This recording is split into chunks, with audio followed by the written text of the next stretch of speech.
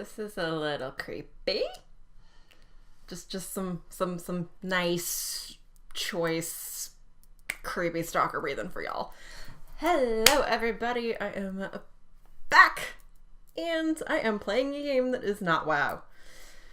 Let me see if I can get past this before I do anything else. You blink, your eyelash is fluttering. You don't know where you are or even who you are, and the room is dark. No matter how you strain your eyes, you cannot make out any details. It's cold and quiet here, save for the panic sounds of your own breathing. For all you know, you could be the only person alive in the whole world. What itself seems as compressed as of late. It's small, shrunken down, no bigger than the size of a walnut. Also, if y'all are wondering, there's no sound here, so you're not broken. You're trapped inside, all on your own. Or are you? The longer you sit there, or stand there, lie there, you cannot tell. The warmer your inert body becomes. Your fingers twitch. Ah yes, you have fingers. You remember now. This is trippy. For a short while, though, it felt like much, much longer. You had quite forgotten. You have fingers you can use to touch, a nose you can use to smell, and ears you can use to hear. Arms and legs. A head. You are a person, after all. It's fortunate that you remembered. You were beginning to doubt the nature of your own existence, lost amidst the aether of non-being. For all you know, you could have been a cat, a dog, or an amoeba at the bottom of the ocean. You are not any of those things. You have remembered that you are a living creature, a human being, to be more precise, and that has given you the right to live. It is a right afforded only to a precious few. You should cherish the life you have. You understand that now. If your only surroundings would become clear, then you may be able to plan an escape route. You know that you can't stay here. It isn't safe. Oop. Hearing a heartbeat. Robbed of your sight, your sense of hearing is more than acute than ever before. The sound of silence weighs heavily upon you, broken only by your own heart beating. Yes, it is beating. You take comfort in this fact. The organ pumping away inside of your chest is proof that you are alive. You exist. You do. How else will you test your existence? You open your mouth, forming shapes, all the vowel sounds. A, E, I, O, U. No sound comes out. Why should it? There's nobody here to talk to in this dark and desolate void. Though it would be nice if there was. Ah. All of a sudden, you hear it off in the distance. Perhaps it isn't so distant. A low, crackling sound. Fire, perhaps? And just above that, a dull tick-tock, tick-tock. A clock. Then, the chink of china. The flipping of pages. The clink of china. Blech. The scent of peppermint tea and dust. Decades upon decades of dust. The cold, empty environment has spawned life, as though from your own desperate desire for company. Does that make you the center of the universe? You are not alone anymore. But you still cannot see a thing. You might as well be blind. You do not know if you are relieved or not by these sounds. They are cozy, yes, and should be familiar, but you are not sure where you might have heard them before. Maybe from another life. Aggressive fire crackling. Good gracious. You swallow. Your throat feels dry. But curiosity propels you onwards. You take slow and steady step forwards, the floorboards. It is a wooden floor. Creep beneath your weight. Excuse me? Excuse me? Excuse me. An unfamiliar voice falls from your lips. It's a voice you have not heard before. You recognize it only by the virtue of the fact that it speaks when you manipulate your mouth, your tongue pushed against your teeth. Your voice echoes throughout the darkened room. Dozens upon dozens of excuse me's repeat, circling about you like dust motes. The flipping of pages pauses. Still, the unseen fire continues to crackle. Somebody is looking at you. You can tell they are looking at you despite the thick darkness that envelops you. You shiver. Strain your eyes. Perhaps you can make out a few details here and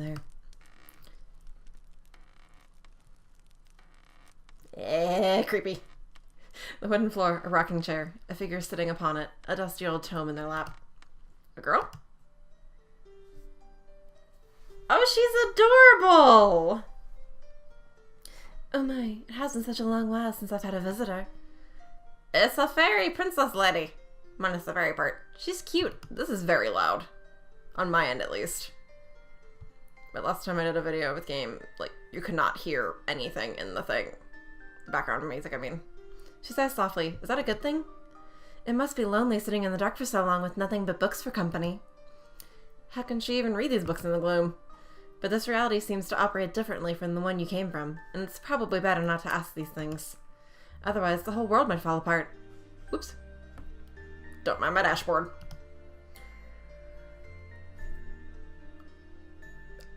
That looks like licorice. I'm not gonna lie. I think it's licorice. Okay, hold up. I gotta turn this down.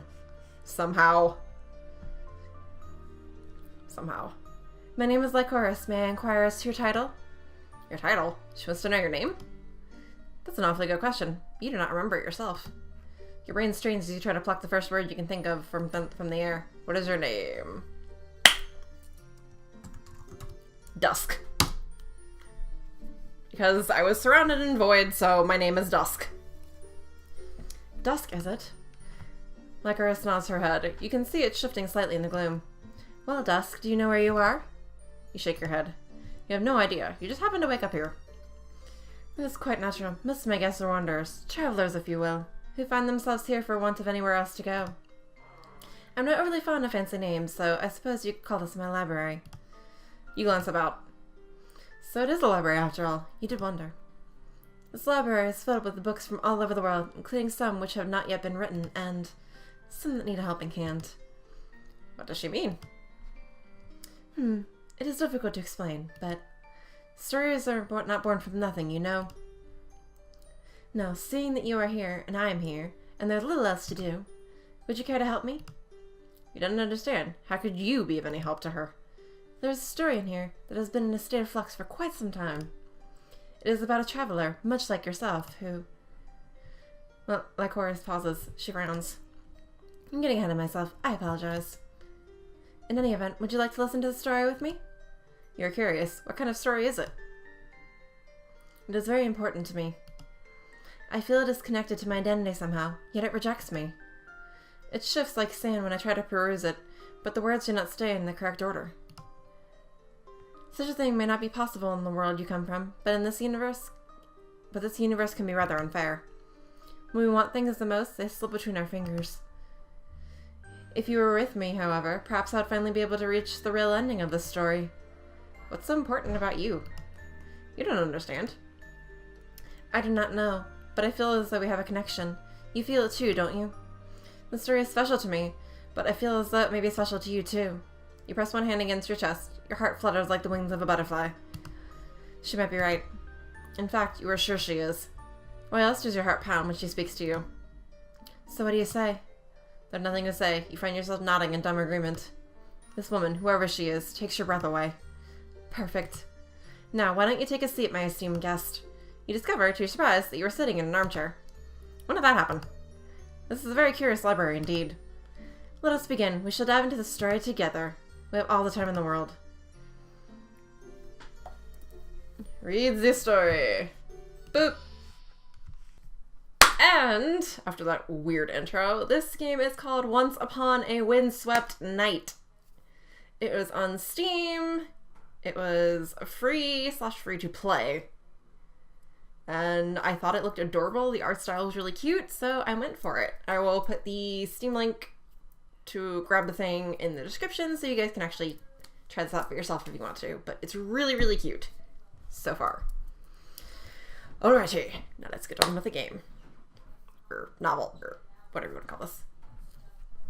I'll take a drink first because, oh my lord. That was a lot of talking at once that I was not prepared for. Okay. Once upon a time, a long, long time ago, there was a traveler. Now, you are probably thinking that this is not a particularly exciting beginning to this tale, and neither is it all that original. There are travelers from all walks of life who wander across lands both near and far for innumerable reasons. Business, pleasure, or just plain necessity. This story, however, is a little different. It is not an epic sweeping tale of grand adventure. There are no sword fights, no dragons, and no princesses sealed away in high towers. It is a lot smaller than that. Humbler. It is a simple story about how one such traveler, who should have been unremarkable by all accounts, stumbled upon a secret tucked away in a small, dusty corner where few bothered to venture, and managed to change the lives of two young women. Yes, that sounds like an interesting story. Wouldn't you agree, Dusk? Dun dun dun. It's a hood. Guess that little apple means it's saving.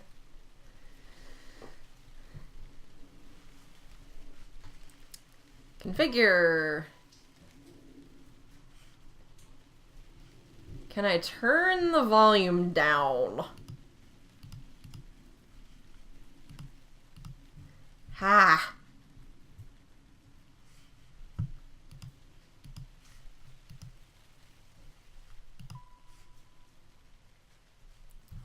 Ha. Okay, now my ears aren't screaming. I don't know how loud it is on y'all's end, but that was killing my ears. Okay. The mysterious hooded ninja traveler. Ugh, I can't believe this. The shadow figure was tramping through the moors, a hood drawn over their face. Rain pelted the figure from all sides. The wind stirred the edges of their worn traveling cloak. Still, the figure did not slow in their solitary march. They could not. If they did, they might collapse from fatigue, and then they would never be able to get back up again. The rain out of these desolate moors was unforgiving. It fell from the gray, overcast sky endlessly, threatening to submerge the landscape with water.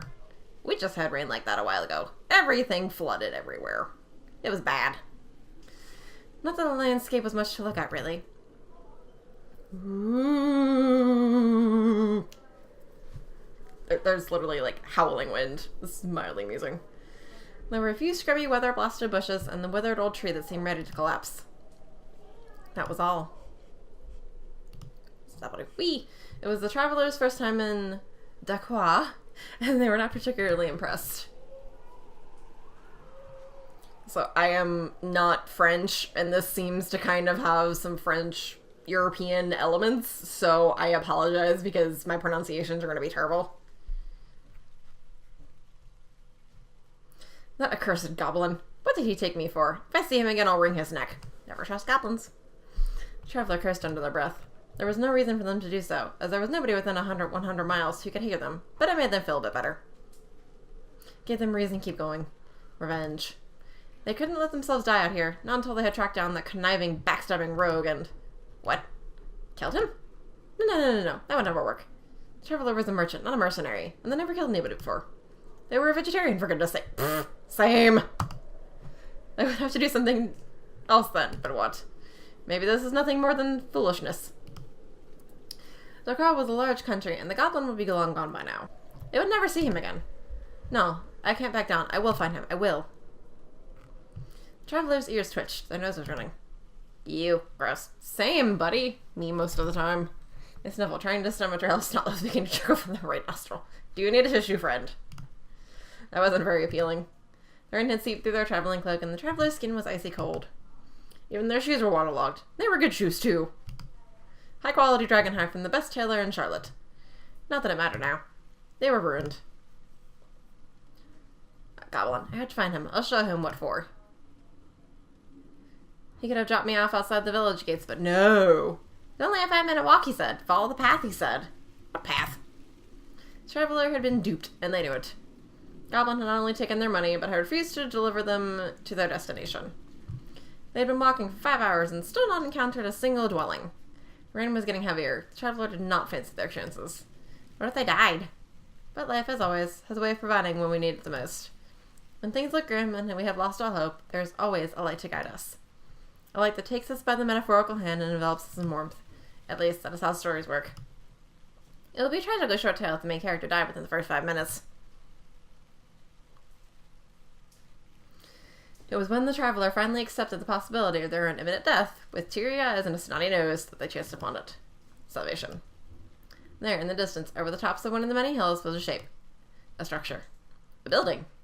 It was no piece of mere vegetation like the other markers that had dotted the environment. The shadow, though faint, had walls and a roof, and there was lights flickering in the windows like fireflies. Ah. The traveler gulped. They had almost succumbed to the cold. Their fiery indignation towards the goblin had faded, alongside their last scraps of strength, and they had been on the verge of surrender. Sweet, blissful surrender. But they could hardly do that now. Ah! Don't mind me. They had to keep going.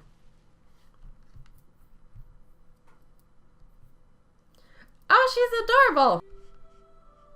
Can I hit the space bar? Oh my, are you alright? Yes, I can. Haha.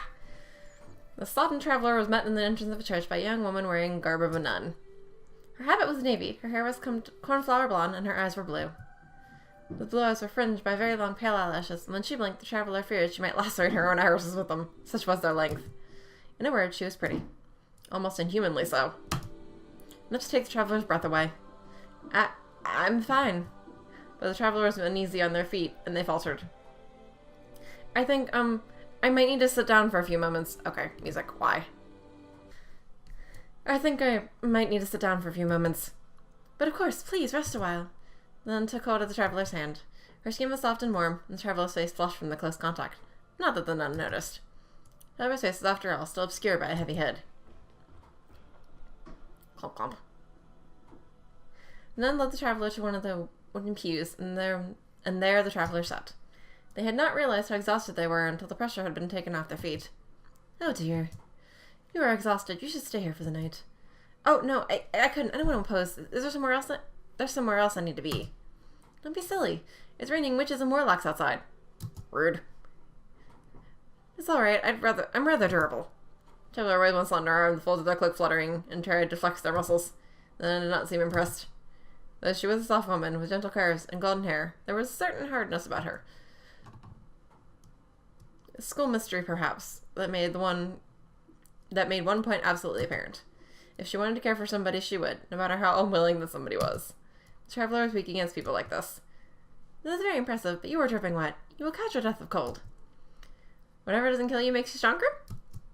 And whatever does kill you kills you. Frowns in nun. Ah, yes, I didn't think of that. Then it's a good thing you chanced upon this church. We don't get many visitors. The nun's voice trailed off, and the traveler felt inclined to ask why that was. It sounded like the beginning of a story. Some narrative thread one would do well to follow, but the nun shook her head, and a moment passed. Are you hungry? The traveler was hungry, starving in fact. But they had more pressing concerns to address. I was wondering if you can answer a question. And what might that be? How far away is Castella? Castella? Castella? Castella, I suppose it's a good 10 miles away. It would take 2 hours to reach on foot. In this weather, however, it could take as much as 4 or 5. 10 miles? So much for 5 minutes down the path. That goblin. When I see him, I'll hit him so hard his ancestors will feel it. Goblin? Are you by any chance going to the market in Castella? That's right. I have wares to sell, and I need to sell them. It's imperative I get to the village before the break of day so I can set up my stall. You said that you need to, but that is not possible. The rain is too great, and your condition... You're kind of my condition. If I don't make any sales, I won't have enough money to eat. That's the reality of life. Much after the traveler had given that goblin 5 gold coins. 5 gold coins is not an especially large sum, but it all added up. None, however, remained firm. If you want to know who cares about your condition, I do. As a servant of Lady Madeline, it would be a grave sin for me to let you leave in this state. It is a suicide march. You will die. But. No buts. I don't even know you. Why do you care so much? Because it is my calling to care. I don't want to see any more people suffer. Not this time. The not this time hung in the air, suspended by its own ellipses.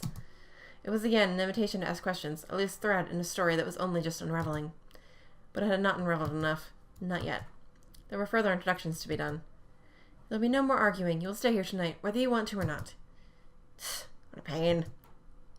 It was not, the traveler had to admit, their finest hour. Now you must go get some food in your belly. When was the last time you ate? I'm not sure, 6 or 7 hours ago, maybe? That will never do. I'll have to tell Daffodil. There's a nun named Daffodil? Daffodil. She's the other sister who tends to the church. I'll wake her and tell her about you, and we can make you some food. Oh, no, you don't need to go wake anybody. Not on my account. But I must. It is my duty as a sister.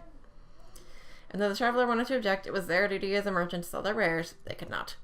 The expression on the nun's face was so determined, it would have felt like a great cruelty to rob her of this chance.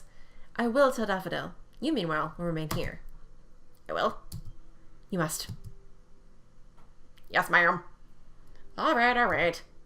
You can look around a bit if you wish, but there isn't anything particularly interesting. You can try to steal our valuables if you have half a mind to pursue a career as a criminal, but you'll be wasting our time. There isn't anything here worth stealing. You make me sound like some sort of rogue. I was not trying to accuse you. I was simply informing you of our financial circumstances. Churches have been in a state of decline as of late.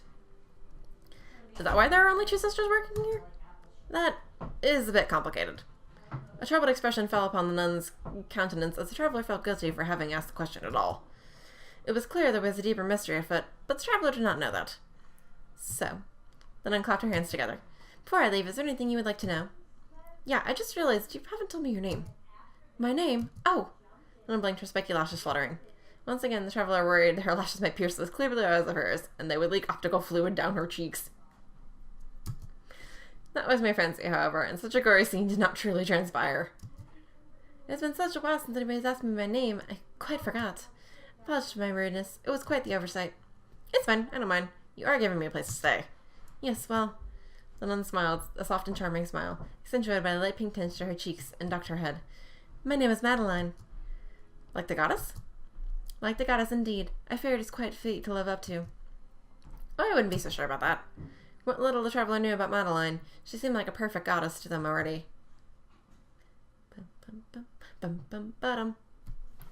This is getting intriguing. What's going on here? The traveler sat in the wooden pew and glanced about the church with a mild interest. Not that they were alone, with the only dim sound of the falling rain and howling wind to accompany them. They were afforded more of a chance to explore. The church was a ramshackle building, leant against to one side like an old man. Everything had an air of disuse. The stone floor was covered in marks and scratches, the pews dented and worn with age. The stained glass windows ran with the rain, slick and wet. The altar in the corner, festooned? Okay. By shadows, seemed almost watchful. And most peculiarly of all, bleh, there was a tree. Because why not? It was a withered old thing, perhaps even older than the church itself. It grew by the altar, its trunk sprouting up through the stone floor as though it had always been there, and the church had grown organically about it. Maybe it had always been there. It looked old enough.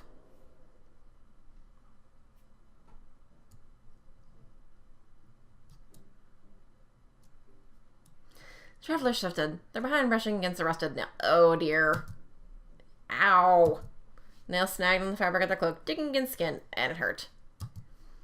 Madeline had only been gone a scant of a handful of minutes, and the traveler did not know when she would return. What should they do while waiting for her? Ooh. Let's go look at the altar. Traveler rose to their feet, legs heavy with fatigue, and crossed the stone floor.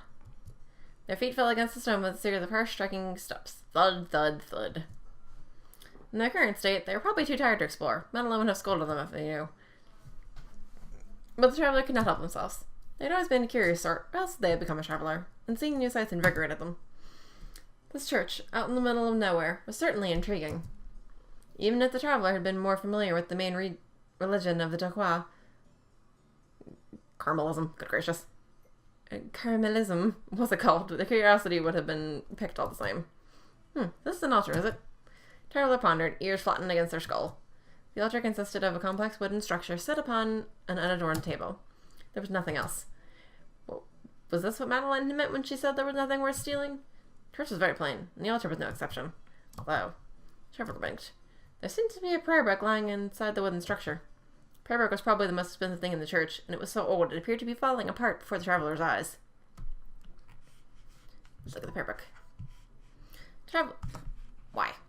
The traveler looked at the battered prayer book curiously, their head tilted to one side. The bindings were made of aged leather, and the traveler feared the slightest brush of a fingertip would make it crumble. It was difficult to see in the relative darkness of the church, but there was an inscription running along the cover. The Book of the Magellan? At least the traveler thought it said that. They were not entirely sure. They were not entirely familiar with the Croissant, and they had trouble making out the finer points of the alphabet, particularly in the dark. Fortunately, the traveler had been interested in languages from an early age, and was more or less fluent in 3 of the main tongues across de Servier. They certainly knew enough to communicate with Madeline. Perhaps the slight accent made it a touch difficult for Madeline to understand the nuances of the conversation, but it was enough. And speaking of Madeline, it's probably best to sit back down and wait for her. The traveler enjoyed peeking at curios from centuries past, and this book certainly seemed centuries old, but they did not want to ruin anything potentially holy. Yeah, don't break stuff. It wasn't like they'd be able to read the fine spidery handwriting of a long-dead nun in the dark. Go sit your booty down. Who are you? I asked you first. Who on earth are you? Daffodil, as the transpired, was not nearly as welcome as Madeline. It was because she had just been woken, but the traveler was more inclined to to believe Daffodil was a disagreeable girl by nature. There was something about her face that seemed to say without words, I am thoroughly unlikable. She's a grumpalump. And even the nun's garb could dampen this impression Traveler had of her.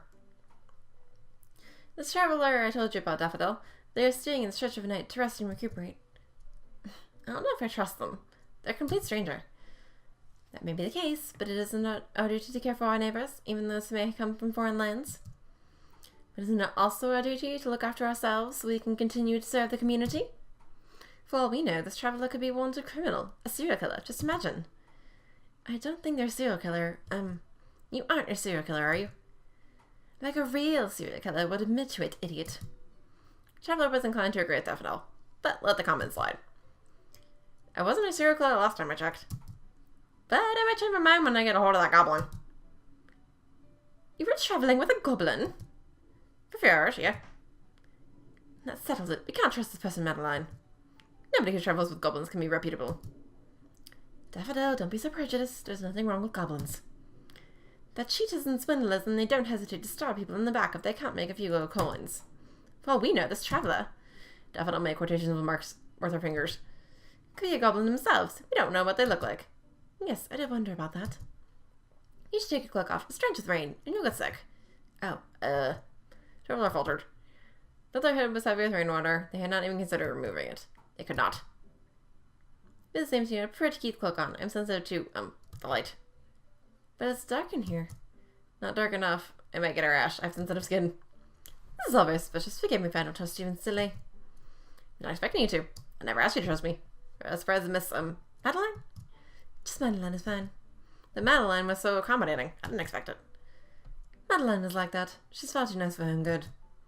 She takes in all the mongrels that turn up at her doorstep, and I'm the one who has to clean up after. Daffodil proud of Madeline this side with a robo. Do you remember the time you insisted we'd taken this old beggar asking for bread, only for him to steal our bronze candlesticks? Well, at least we helped the poor man. His clothes were ragged, and he was so very thin. I hope the candlesticks were used to him, as he sold them for food and lodgings. Daffodil rolled her eyes. As always, Madeline, you are far too nice for your own good. But we must be nice. There aren't enough nice people in this world. You agree with me, don't you? Who, me? Yes, you. Well, this is quite a quandary. Traveler had not wanted to get dragged into an argument, but now they had no choice.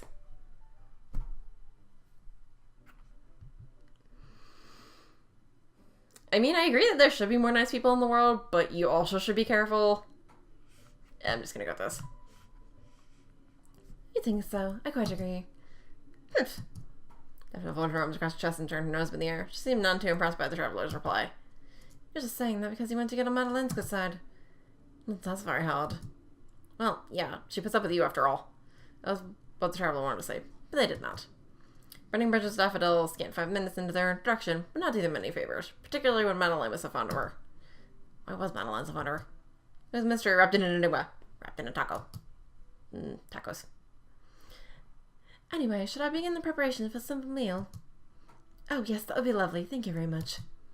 It's nothing really. You're far better at cooking than I am. That's only to be expected, given your upbringing. Oh, whoops. That's not Daffodil. Only to be expected, given your upbringing. I wasn't very good at cooking when I first started either. I guess that makes me feel a bit better. If you prefer, I could prepare the food while you tend to our guest. No, thank you. I'd rather cut myself with a knife in 15 different places than rub salt into my wounds. Ouch. My company really that repellent? It's repugnant. And you don't deserve to eat Madeline's cooking. You haven't earned the right. Somebody's rather protective. Don't mind Daffodil too much. She has harsh things, but she has a big heart. She just doesn't want me to get hurt. It's not like that, really. You're reading too much into it. Daffodil folded her arms and turned her nose up in the air. I don't know how you managed without me for so long, Madeline. You're hopeless. It may be the case, but when I'm with you, I feel rather less hopeless. You give me strength. Are you two together? That's adorable. Stupid, don't just come out with sappy lines like that. Oh, she flustered. But it's true. Whatever. Saying the younger nun departed purpose of food. A serene gentle stillness settled upon the pair that remained, broken only by the sounds of the falling rain. Just as Madeline predicted, the rain still had not let up. Probably wouldn't stop until long into the night. By that point, it would be too late to depart for Castella. The traveler sighed. Their plans had been well and truly scuppered.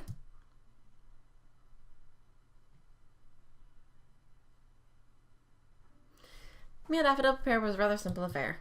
It was a thick vegetable soup served in an earthenware bowl with a piece of brown bread on the side. The vegetables had been cut awkwardly with an inexperienced hand, and parts of the soup were burnt. The bread, meanwhile, was inexpertly made and was sunken in the middle like a crater. The outer shell was hard enough to break teeth, while the middle was chewy and curiously textureless. Nevertheless, the traveler was hungry, and made a rather short work of Daffodil's less than impressive offering. The young nun watched as the traveler ate their food, shoveling it into the dark recesses where their mouth should have been, and frowned. What do you think? Is it good? It's fine. I'm not picky. I mean, if you're hungry enough, as long as it's vaguely edible. Such an obvious lie. It isn't good at all. But despite being wily enough to see through the traveler's blatant falsehoods, Daffodil's cheeks still flushed. It seemed, though she knew she was being lied to, that lie still made her happy. Humans are such complex, contradictory creatures. Am I not human? I knew it. I'm a Sneeple. I am a snake people. Ah, Baba. So, Madeline smiled warmly, as was her wont. And when the travelers set their empty bowl and plate to one side. It's getting rather late. I believe Daffodil and I will turn in soon. But I fear that will be rather lonely for you. Lonely? Indeed, I would not want you to sitting in the vestry on your own. I would feel guilty.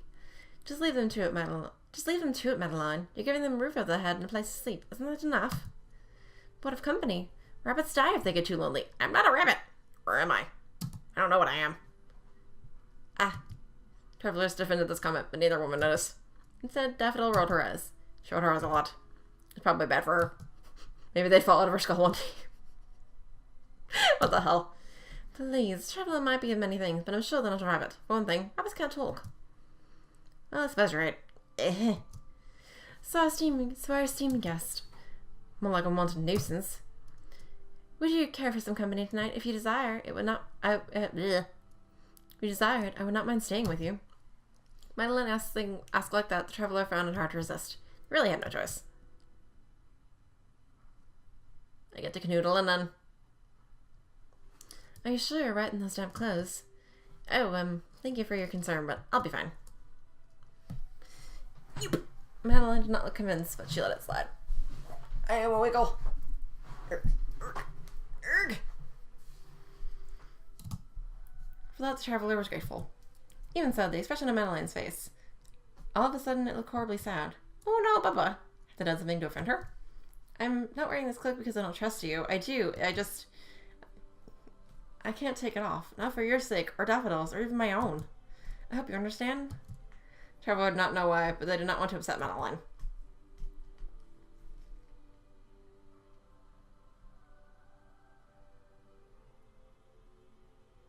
This is so holy. Though they hardly knew the woman, she was sweet and soft and gentle. Kind of person whose smiles could lighten your heart, and whose frowns could pierce it like thorns. If they had been with Daffodil, the traveler would not have cared one whit about causing any potential offense. Madeline was different.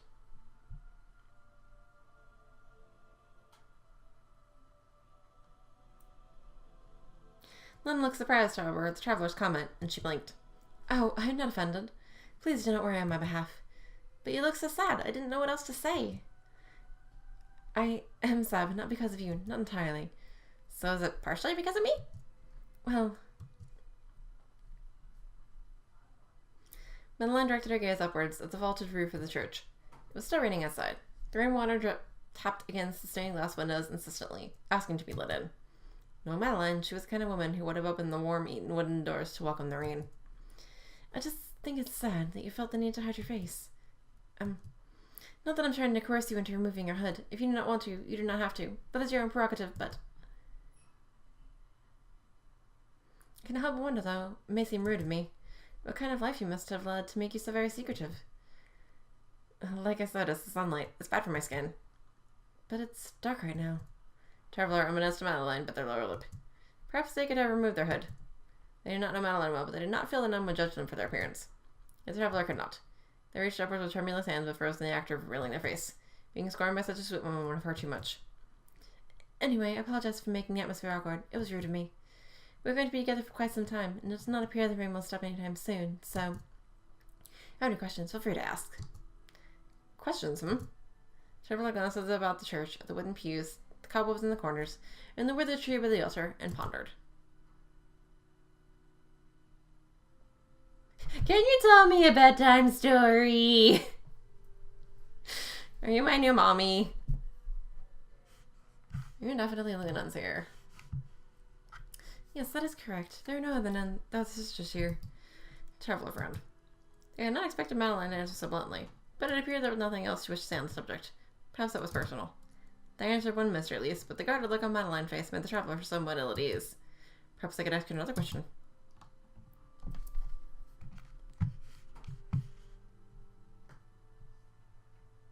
I'm gonna do it. Pardon? Madeline frowned, tilting her head to one side. Her blonde hair shifted, falling over one shoulder. I'm afraid I didn't understand your question. Carol pondered. They were unsure how to phrase that without being insensitive.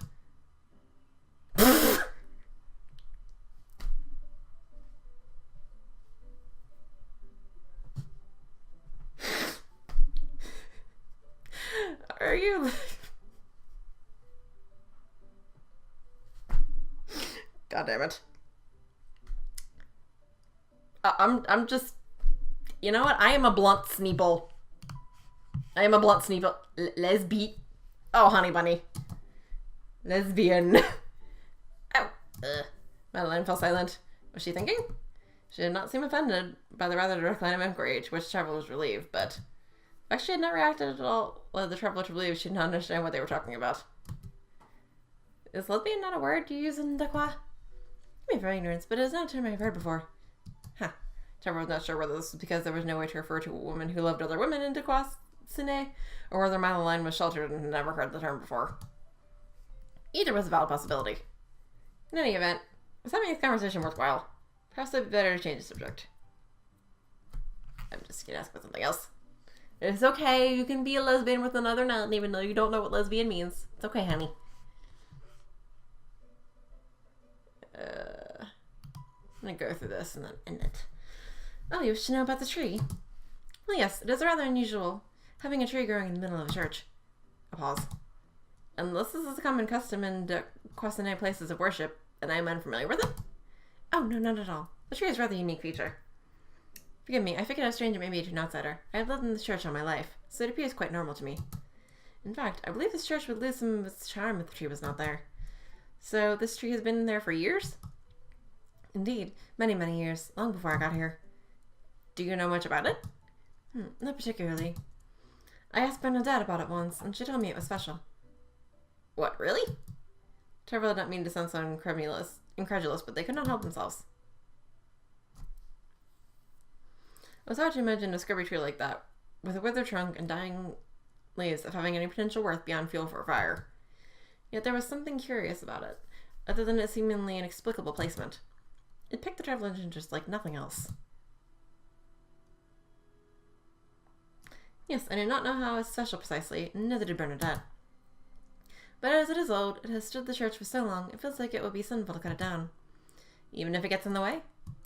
Even so, well, I'm used to it. Daffodil doesn't like it, but I refuse to let her take an axe to it. She's been haranguing me about it for a while. An axe, Traveler was not sure if they liked that mental image. Madeline seemed to agree because she laughed. I love Daffodil a great deal, but I'm not sure if I would entrust her with the sharp little blade. Same, though. She does seem to have quite the temper. In any event, their trees are sacred in Carmelism. We cannot cut them down, particularly a tree in a church. Why? It is a story in the book of Modulan. It states, would you like me to tell you the whole story? Go ahead. Surely wish to know. Madeline shifted, her hands folded in her lap as she made herself more comfortable.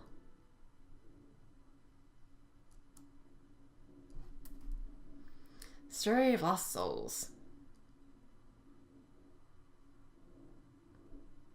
I was like, is it auto going on? No. I am going to end this here. I might do a part 2. I don't know, but this episode is long as hell already, and I'm gonna have to, like, possibly cut it up into 2 already. But this is very cute.